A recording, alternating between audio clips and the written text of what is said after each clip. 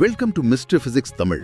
Previous வீடியோல current electricity, electric current, drift velocity, Ohm's law, resistance, resistivity, conductivity, electrical power and electrical energy பத்தி டீட்டெயிலா பார்த்தோம். இன்னைக்கு Kirchhoff's laws and Wheatstone bridge கான்செப்ட்ஸை UGTRB exam point of வியூல கம்ப்ளீட்டா புரிஞ்சுக்க போறோம். கண்டிப்பா இந்த டாபிக் எக்ஸாம் பெர்ஸ்பெக்டிவ்ல ரொம்ப ஹை ஈல்டான ஏரியா. ஆமா, யோசிச்சு பாருங்க லிஸ்னர். ஒரு பெரிய சிட்டியோட எலக்ட்ரிக்கல் கிரிட்டை நீங்க தான் டிசைன் பண்றீங்கன்னு வச்சுக்குவோம். ஒரு பெரிய வெப் மாதிரி. எக்ஸாக்ட்லி. ஒரு பக்கம் சோலார் பிளான்ட்ல இருந்து பவர் வருது, இன்னொரு பக்கம் விண்ட் டர்பைன்ஸ், நடுவுல ஹியூஜ் பேட்டரி பேங்க்ஸ். இது எல்லாமே ஆயிரக்கணக்கான ஸ்ட்ரீட்ஸ், ஃபேக்டரிஸ், ஹோம்ஸ்க்கு இன்டர் கனெக்ட் ஆகி போகுது. ரைட். இந்த காம்ப்ளெக்ஸான வெப்ல எந்த ஒயர்ல எவ்வளோ கரண்ட் போகுது, இல்லனா எந்த பாயிண்ட்ல எவ்வளோ வோல்டேஜ் இருக்குன்னு எப்படி எக்ஸாக்ட்டா கால்குலேட் பண்றது? ஒரு சின்ன மிஸ்கால்குலேஷன் நடந்தா கூட என்டையர் கிரிட்டும் ஃப்ரை ஆயிடும் இல்லையா? கண்டிப்பா பெரிய டேமேஜ் ஆகும். அங்கதான் நமக்கு நல்ல டூல்ஸ் தேவை. நம்ம கிட்ட ஓம்ஸ் லா இருக்குதான். ஓம்ஸ் லா ஒரு ஃபண்டமெண்டல் பிளாக் தான். ஆனா complex network topologies, multi loop electrical சர்க்யூட்ஸ்ல ப்ரிசைஸ் கரண்ட் டிஸ்ட்ரிபியூஷன் கண்டுபிடிக்க அது போதாது. அதுக்காகத்தான் கஸ்டாஃப் கிர்ச்சாஃப் ரெண்டு ஃபவுண்டேஷனல் லாஸ் இன்ட்ரோடியூஸ் பண்ணினாரு. ஆமாவா? ஆமா. இந்த ரெண்டு லாஸ் தான் இன்னைக்கு வரைக்கும் TRB இல்லனா எந்த காம்படிட்டிவ் பிசிக்ஸ் ப்ராப்ளம் சால்விங் எடுத்துக்கிட்டாலும் அதுக்கு ரொம்ப முக்கியமான டூல்ஸ். சூப்பர். அப்போ let's start with the foundation. Kirchhoff's first law. இத ஜங்ஷன் லா இல்லனா KCL னு சொல்வாங்க, right? Yes, KCL, Kirchhoff's current law. இது பேசிக்கா நோட்ஸ் இல்லனா ஜங்ஷன்ஸை பத்தி பேசுது. ஒரு நோட் இல்லனா ஜங்ஷன் என்றால் என்ன ஆக்சுவலி?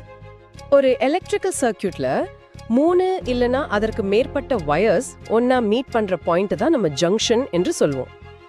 KCL என்ன சொல்லுதுன்னா, இந்த ஜங்ஷன் பாயிண்ட்ல என்டர் ஆகுற கரண்ட்ஸோட ஆல்ஜிப்ராயிக் சம் அந்த ஜங்ஷனை விட்டு வெளியே போற கரண்ட்ஸோட டோட்டல் சம்க்கு எக்ஸாக்ட்டா ஈக்குவலா இருக்கும். ஓ வெயிட், அப்போ உள்ள வரதெல்லாம் வெளியே போகுமா? எக்ஸாக்ட்டா. ஆல்ஜிப்ராயிக் சம் 0னு சொல்லுவாங்க. இது கேட்கும்போது எனக்கு நேச்சுரலா ஒரு வாட்டர் பைப் அனாலஜி தான் தோணுது.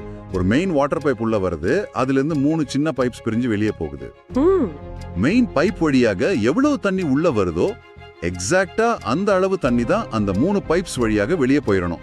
தண்ணி அங்க தேங்கி நிக்காது இல்லையா? சார்ஜும் இதே மாதிரி தானே? 100% கரெக்ட். தண்ணி தேங்காத மாதிரி ஒரு ஜங்ஷன்ல எலக்ட்ரிக்கல் சார்ஜ் தேங்கி நிக்காது. இது ஆழமான பிசிக்ஸ் ரீசன். TRB ஃபோக்கஸ்ல இது முக்கியமான பாயிண்டா? கண்டிப்பா. KCL டைரக்டா கன்சர்வேஷன் ஆஃப் சார்ஜ் லாவை பேஸ் பண்ணியிருக்கு. Conservation of charge, right? ஆமா. ஸ்டெடி ஸ்டேட் கண்டிஷன்ல ஒரு லோக்கலைஸ்டு நோட்ல சார்ஜ் அக்யூமுலேட் ஆக முடியாது. இன்கமிங் சார்ஜ் ரேட் கண்டிப்பா அவுட் கோயிங் சார்ஜ் ரேட்டுக்கு மேட்ச் ஆகிதான் ஆகணும். ஓகே, இதோட ஃபார்முலா எப்படி இருக்கும்? நம்ம மெட்டீரியல்ல sum of currents at a junction equals 0 னு கொடுத்திருக்காங்க. ரைட். Sigma I equals 0. அதாவது sum of I in equals sum of I out. இத நியூமெரிக்கல்ஸ்ல எப்படி யூஸ் பண்றது? ஒரு சின்ன எக்ஸாம்பிள் எடுத்துக்குவோம். ஒரு ஆக்டிவ் ஜங்ஷன்ல 5 ஆம்பியர்ஸ் கண்டக்ஷன் கரண்ட் என்டர் ஆகுதுன்னு வைப்போம். ஓகே, 5 ஆம்பியர்ஸ் உள்ள வருது. அது 2 டைவர்ஜிங் பிரான்ச்சஸ்ல பிரியுது. ஒரு பிரான்ச்ல 2 ஆம்பியர்ஸ், இன்னொரு பிரான்ச்ல 3 ஆம்பியர்ஸ் ஆக பிரியுது. கான்சர்வேஷன் ரிலேஷன் படி பார்த்தா 5 ஆம்பியர்ஸ் உள்ள வருது. சோ 2 + 3 எக்ஸாக்ட்லி 5 ஆம்பியர்ஸ் வெளியே போகுது. Super. 5 amperes equals 2 amperes plus 3 amperes. Simple and clear. அப்போ சார்ஜ் தேங்காது. Now what about the closed loops? இப்போ கிர்ச்சாஃப் செகண்ட் லாக்கு வரும். அத லூப் லா இல்லனா KVL என்று சொல்லுவாங்க. Kirchhoff's voltage law. KCL நோட்ஸ பத்தி பேசுச்சு. அப்போ KVL closed paths பத்தி பேசுதா? எக்ஸாக்ட்டா. KVL ஒரு கம்ப்ளீட்லி க்ளோஸ்டு சர்க்யூட் பாத்த பத்தி பேசுது. இது என்ன சொல்லுதுன்னா, ஒரு க்ளோஸ்டு லூப்ல இருக்கக்கூடிய எல்லா பொட்டன்ஷியல் டிஃபரன்சஸோட ஆல்ஜிப்ராயிக் சம் 0க்கு ஈக்குவல் ஆகும். வெயிட், எல்லா பொட்டன்ஷியல் டிஃபரன்சஸ சம் பண்ணினா 0 வருமா? ஆமா. இது EMF மற்றும் ஓமிக் வோல்டேஜ் டிராப்ஸ், அதாவது IR டிராப்ஸ் ரெண்டும் சேர்த்து தான். இது எந்த கன்சர்வேஷன் லோவை பேஸ் பண்ணியது? KCL சார்ஜ்னு சொன்னீங்க. KVL ஸ்ட்ரிக்ட்லி கன்சர்வேஷன் ஆஃப் எனர்ஜியை பேஸ் பண்ணியது. கன்சர்வேஷன் ஆஃப் எனர்ஜி, இதை எப்படி விஷுவலைஸ் பண்றது? எனக்கு இது ஒரு மவுண்டன் ஹைக் மாதிரி தோணுது. எப்படி சொல்லுங்க? நம்ம பேஸ் கேம்ப்ல இருந்து ஸ்டார்ட் பண்ணி மலை மேலே ஏறி பள்ளத்தாக்குல இறங்கி திரும்ப சுத்தி பேஸ் கேம்புக்கு வந்துட்டா நம்ம நெட் எலிவேஷன் சேஞ்ச் 0 தான். மேலே போனது கீழே இறங்கினதெல்லாம் கேன்சல் அவுட் ஆயிடும். Wow, excellent analogy. சர்க்யூட்ல ஒரு டெஸ்ட் சார்ஜ் க்ளோஸ்ட் லூப் பாத்ல முழுமையா சுற்றி வந்து அதோட பேஸ்லைன் பொட்டென்ஷியல் எனர்ஜி ஸ்டேட்க்கு திரும்பும்போது நெட்வொர்க் வேல்யூ 0 ஆகும். எனர்ஜி சேஞ்சஸ் எல்லாம் பேலன்ஸ் ஆயிடும். லிசனர்ஸ், நான் ஒரு எக்ஸாம் ஷார்ட்கட் சொல்றேன், கவனிச்சுக்கோங்க. கேசிஎல்ல சி வருதா, so current equals charge conservation. Nice memory trick. அப்போ கேவிஎல்க்கு கேவிஎல்ல வி ஃபார் வோல்டேஜ். வோல்டேஜ்னா potential energy, so energy conservation. இது நிஜமாவே ஸ்டூடெண்ட்ஸ்க்கு கன்ஃபியூஷனை தவிர்க்கும். அண்ட் ஃபார்முலாவை தெளிவாக ப்ரொனவுன்ஸ் பண்ணணும். Sum of EMFs equals sum of IR drops. வழக்கமாக டிஆர்பில இதே தான் கேட்பாங்க. ஆமா, mathematically sigma E equals sigma IR. இப்போ லாஸ் தெளிவா புரிஞ்சிருச்சு. ஆனா ப்ராப்ளம் ஆரம்பிக்கிற இடம் இந்த சைன் கன்வென்ஷன்ஸ் தான். நியூமெரிக்கல்ஸ்ல எப்போ பிளஸ் போடணும் எப்போ மைனஸ் போடணும்னு ஒரு பெரிய கன்ஃபியூஷன் வரும். கரெக்ட். கேவிஎல் சைன் கன்வென்ஷன்ஸ் தான் மோஸ்ட் இம்பார்ட்டன்ட் ஃபார் நியூமெரிக்கல்ஸ். இத ஸ்ட்ரிக்ட்டா ஃபாலோ பண்ணணும். ஃபர்ஸ்ட் இஎம்எஃப் சைன் கன்வென்ஷன் பத்தி சொல்லுங்க. ஒரு பேட்டரி செல்ல நம்ம ட்ரேஸ் பண்றோம்னு வெச்சுக்குவோம். நம்ம லூப் ட்ரேஸ் பண்ற டைரக்ஷன் பேட்டரியோட நெகட்டிவ் டெர்மினல்ல இருந்து பாசிட்டிவ் டெர்மினலுக்கு போனா, அதாவது லோவர் பொட்டென்ஷியல்ல இருந்து ஹையர் பொட்டென்ஷியலுக்கு போனா. எக்ஸாக்ட்லி. அப்போது பொட்டென்ஷியல் கெயின். சோ நம்ம பிளஸ் இ என்று எடுக்கணும். Okay, plus E for gain. ஆனா நம்ம ட்ரேஸ் பண்ற டைரக்ஷன் பாசிட்டிவ் டெர்மினல்ல இருந்து நெகட்டிவ் டெர்மினலுக்கு போனா அது பொட்டென்ஷியல் டிராப். சோ மைனஸ் இ என்று எடுக்கணும். புரியுது. எக்ஸிட் டெர்மினல் என்னவோ அந்த சைன். பாசிட்டிவ்ல வெளியே வந்தா பிளஸ், நெகட்டிவ்ல வெளியே வந்தா மைனஸ். சிம்பிள். ரெசிஸ்டர் கன்வென்ஷன் எப்படி? ரெசிஸ்டருக்கு அசைன்ட் கரண்ட் டைரக்ஷன் தான் முக்கியம். நம்ம லூப் ட்ரேஸ் பண்ற டைரக்ஷனும் ரெசிஸ்டர்ல ஃப்ளோ ஆகுற கரண்ட் டைரக்ஷனும் சேமா இருந்தா, அதாவது கரண்ட் டைரக்ஷன்லயே கிராஸ் பண்ணா, ஆமா, அப்போ அது potential drop. So minus IR என்று எடுக்கணும். ஓகே, கரண்ட் வழியே போனா டிராப். So minus IR. ஆனா கரண்ட் டைரக்ஷனுக்கு ஆப்போசிட்டா நம்ம கிராஸ் பண்ணா அது potential gain. So plus IR என்று எடுக்கணும். இது ரிவர்ல நீச்சல் அடிக்கிற மாதிரி. கரண்ட் டைரக்ஷன்ல நீச்சிட்டு போனா எனர்ஜி டிராப் ஆயிடும். So minus IR. ஆப்போசிட்டா அகைன்ஸ்ட் த கரண்ட் நீஞ்சினா gain. So plus IR. Exactly. இந்த லாஜிக்க மைண்ட்ல செட் பண்ணிக்கிட்டா தப்பு வராது. இப்போ லூப் ரூல் மெத்தட் யூஸ் பண்ணி காம்ப்ளெக்ஸ் சர்க்யூட்ஸை எப்படி சால்வ் பண்றது? ஒரு ஸ்டெப் பை ஸ்டெப் கைட் கொடுங்க. ஒரு 4 ஸ்டெப் ப்ராசஸ் இருக்கும். ஸ்டெப் 1, நெட்வொர்க் ஸ்கீமேட்டிக்ல ஒவ்வொரு டிஸ்டிங்க்ட் பிரான்ச்க்கும் ஆர்பிட்ரரி கரண்ட் டைரக்ஷன்ஸ் மற்றும் லேபிள்ஸ் அசைன் பண்ணணும். லேபிள்ஸ்னா I1, I2 அந்த மாதிரி. ஆர்பிட்ரரினா நம்ம இஷ்டத்துக்கு டைரக்ஷன் போடலாமா? ஆமா, ஏதாவது ஒரு டைரக்ஷன் அசியூம் பண்ணிக்கலாம்.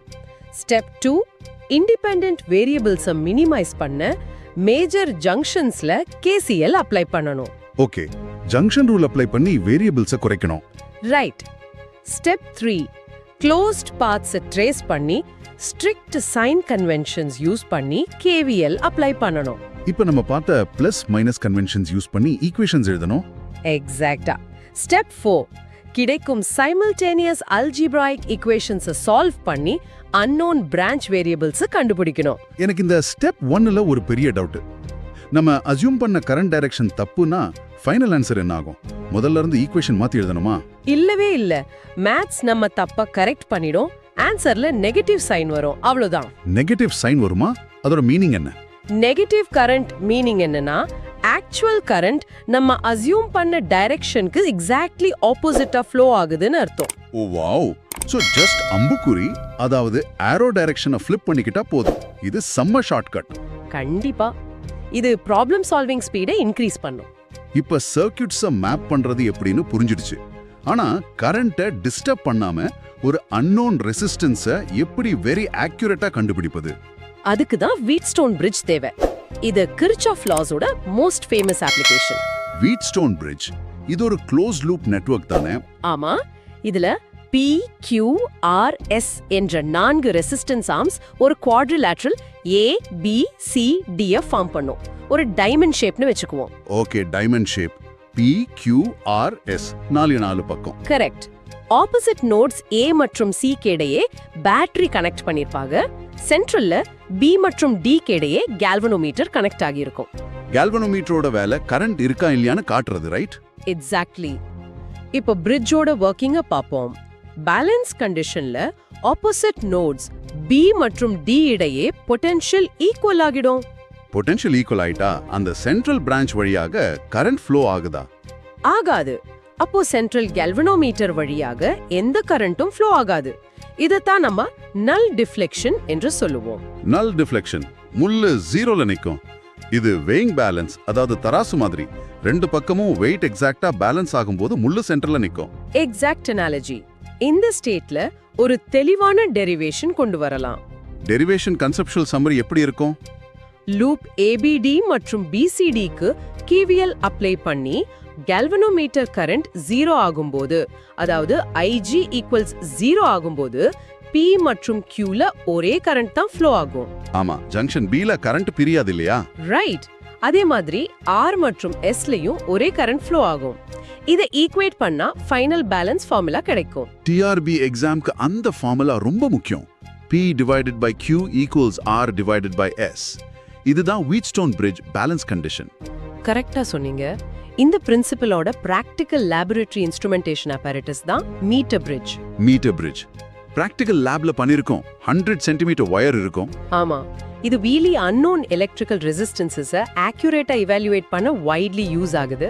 100 சென்டிமீட்டர் டோட்டல் லென்த் இருக்கக்கூடிய யூனிஃபார்ம் ஸ்லைட் வயர்ல ஜாக்கியை மூவ் பண்ணி நல் பாயிண்ட் கண்டுபிடிப்பாங்க. அப்போ வயர் ரெண்டு பார்ட்டா பிரியும், L1 மற்றும் L2. ரைட். பேலன்ஸ் ஃபார்முலா எப்படி மாறும்னா R divided by X equals L1 divided by L2. இதை யூஸ் பண்ணி அன்னோன் டெஸ்ட் ரெசிஸ்டர் X ஈஸியா கால்குலேட் பண்ணலாம். சூப்பர். இப்போ யூனிட்டோட பெரிய கான்செப்ட்ஸ் எல்லாம் கவர் பண்ணிட்டோம். TRB ஃபோக்கஸ்க்கு போவோம்னா கண்டிப்பா ஒரு ரேபிட் ஃபயர் ரிவிஷன் மாதிரி பாப்போம். All MCQs discussion. Question 1. KCL at any junction algebraic sum of currents எப்படி இருக்கும்? ஆன்சர் வந்து 0. Sigma I equals 0. Next, Kirchhoff's first law, அதாவது KCL is based on the conservation of electric charge தான் கூட அது. Question 3. Kirchhoff's second law, KVL, is based on the conservation of total system energy balance ஆகும். Question 4. Standard International Unit of Cell EMF என்ன? இது trick question. ஃபோர்ஸ்னு பேர் இருந்தாலும் unit volt தான். Aha, common mistake. Question 5. Series கனெக்ஷன்ல resistors என்ன carry பண்ணும்? The same current. சீரிஸ்ல கரண்ட் பிரியாது. ஒரு சால்வ்ட் நியூமரிக்கல் ப்ராப்ளமா பாப்போம். ஓகே, கேள்வி என்னன்னா 10 volt ideal battery 5 ohm resistance உடன் இணைக்கப்பட்டுள்ளது. கரண்ட் என்ன? இது KVL அப்ளை பண்ற ஒரு ரொம்ப பேசிக்கான கணக்கு தான். ஆனா தெளிவா புரிஞ்சுக்கணும். கிவன் டேட்டா வந்து V equals 10 வோல்ட், அப்புறம் R equals 5 ஓம். அப்போ formula I equals V divided by R என்று சோ கால்குலேஷன் பார்த்தா I is equal to 10/5. ஆமா, விடை circuit loop current I equals 2 amp. இது ரொம்ப சிம்பிளா இருக்கே. இது போதுமா TRBக்கு? இது ரொம்ப பேசிக்கான கணக்கு தான். ஆனா இதை தெளிவாக புரிந்து கொண்டால் தான் TRBயில் வரும் காம்ப்ளெக்ஸ் லூப் அனாலிசிஸை எளிதாக சால்வ் பண்ண முடியும். புரியுது. பேசிக் ஸ்ட்ராங்கா இருந்தாதான் பெரிய பிரிட்ஜஸ் பில்ட் பண்ண முடியும். ஒரு ஷார்ட் ரிவிஷன். ஃபர்ஸ்ட் லா இல்லனா ஜங்ஷன் லானா conservation of charge. Equation sum of currents at a junction equals 0. Second law இல்லனா லூப் லானா conservation of energy. sum of EMFs equals sum of IR drops. Sign conventions கவனமா இருக்கணும். Exit டெர்மினலை பேட்டரிக்கு பார்க்கணும். And Wheatstone bridge balance condition வந்து P divided by Q equals R divided by S. நல் டிஃப்ளெக்ஷன்ல கேல்வனோமீட்டர்ல current 0. Accurate summarise பண்ணிட்டீங்க. Thank you. Next வீடியோல EMF, Seebeck effect, Pelletier effect and Thomson effect concepts டீடைலா பார்க்க போறோம். That will be a very interesting session. Absolutely. இந்த video உங்களுக்கு பயனுள்ளதாக இருந்தால் like பண்ணுங்க, நண்பர்களுடன் ஷேர் பண்ணுங்க. மேலும் UGTRB பிசிக்ஸ் பிரிப்பரேஷன் வீடியோஸுக்காக நம்ம மிஸ்டர் பிசிக்ஸ் சேனலை சப்ஸ்கிரைப் பண்ண மறக்காதீங்க. வீடியோ டிஸ்கிரிப்ஷன்ல கம்ப்ளீட்டட் யூனிட் பிளேலிஸ்ட் லிங்க்ஸ் எல்லாம் இருக்கு. உங்க ப்ரிப்பரேஷனுக்கு கண்டிப்பா யூஸ் பண்ணுங்க. Keep learning. நன்றி.